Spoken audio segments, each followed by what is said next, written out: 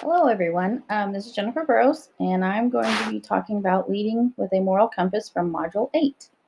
The first article or the video that I watched was on moral compass, and it was about um, a leader having integrity. Operating with integrity is like having a moral compass.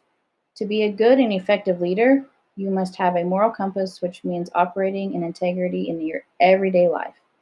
This means in every decision you make at work or even in relationships, you must do what you say and say what you do. Your word must be your bond because people must be able to trust you. If a leader breaks that trust, they are done as a leader. In our lives, we need to find our true north with a moral compass. This is the line that divides right from wrong. Once you find the true north, you need to stick by it in all that you do. When it comes to that line between right and wrong, we must not even come close to that line. If we do, it becomes easier to get closer and closer and easier to cross that line. When your body has a reflex, it has an automatic reaction. We have the same thing when it comes to integrity reflex, which means it automatically know right from wrong. The second video I watched was having a moral compass. Um, Having a moral compass, moral obligations on what you do.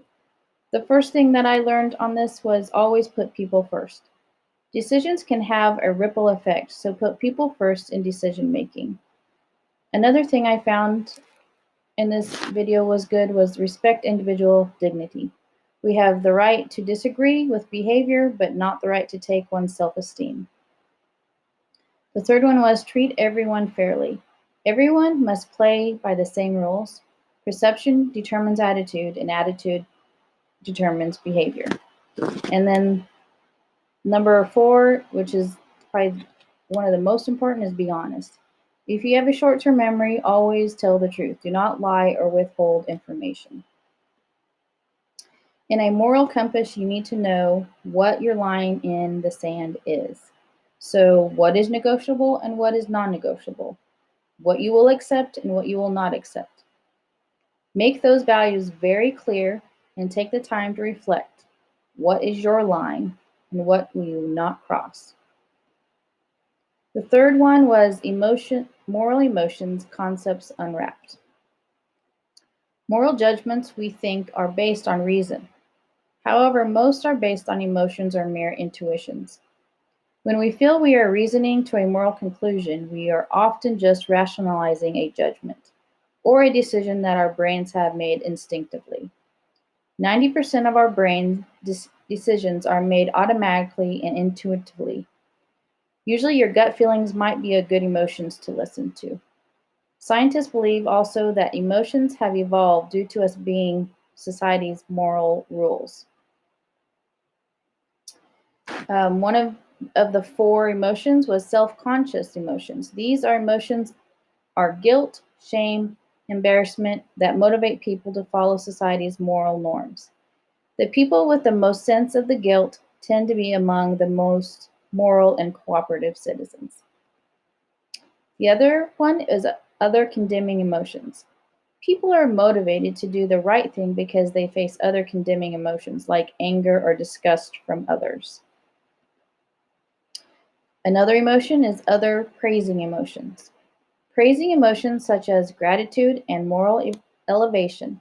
When people see others doing the right thing, this can stimulate people to act pro socially.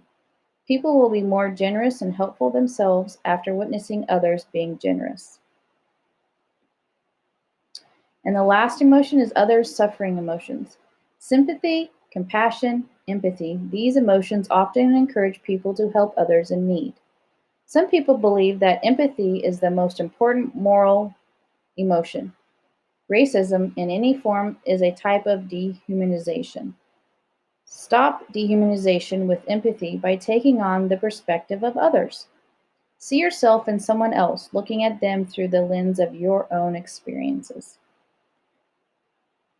The fourth one was set your moral compass true north. Being an ethical person. So being an ethical person has having a moral compass. Helps you to know you are on the right path to ethical decision making.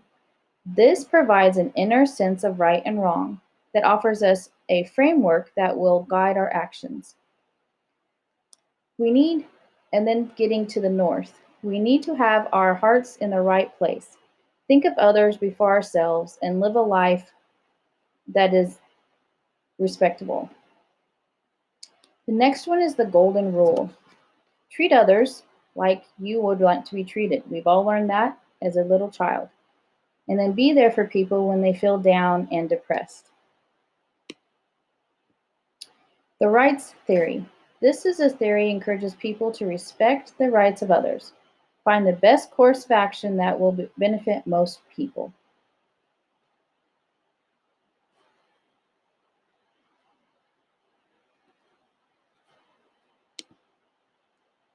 It is important to be kind to others around us. Kindness can teach you tolerance. Tolerance can teach you respect for all types of people and embrace treating others as equals.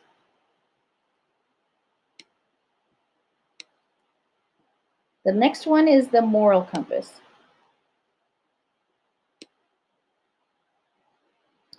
A moral compass helps us to have a mental picture of what direction we should be going in regards to morality. When you think about morality, it should be based on one's character and their ethics. One thing to know is that not all people's compass point in the same direction. It is clearly being seen that society as a whole is going in an opposite direction of acceptable moral and ethical standards. We have seen many celebrities and politicians do immoral actions and are later immune from any kind of prosecution. Though some experts say that there has always been this such immorality, it is just that more information is available now for us to know. Especially through social media, we know everything right away.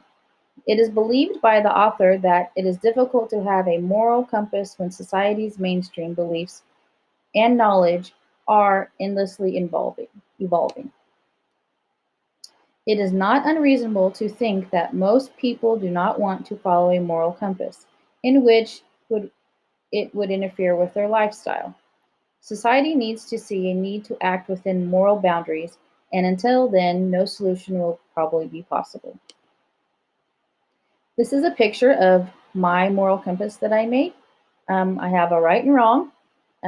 There's kind of when it tweaks to the right or left. Maybe I don't know if it's right or wrong, and I maybe don't know at all.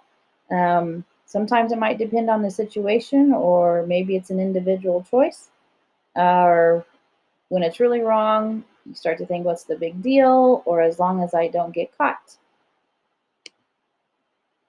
These are my resources that I use for this, and here are this is what I learned from this assignment.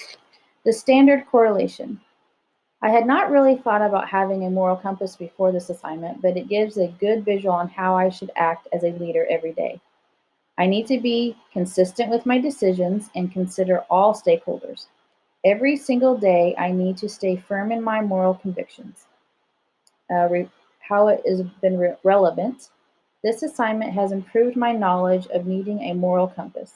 I know as a leader, I need to stand firm in my no and my yeses, and not allow myself to get close or cross the line of right and wrong. Having integrity is key when becoming a leader. This means to be honest, put others first, and treat everyone fairly. And then under reflection, being able to learn about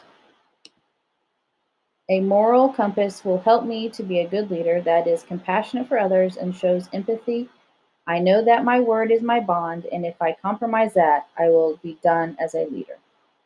Thank you guys for listening. Have a good evening.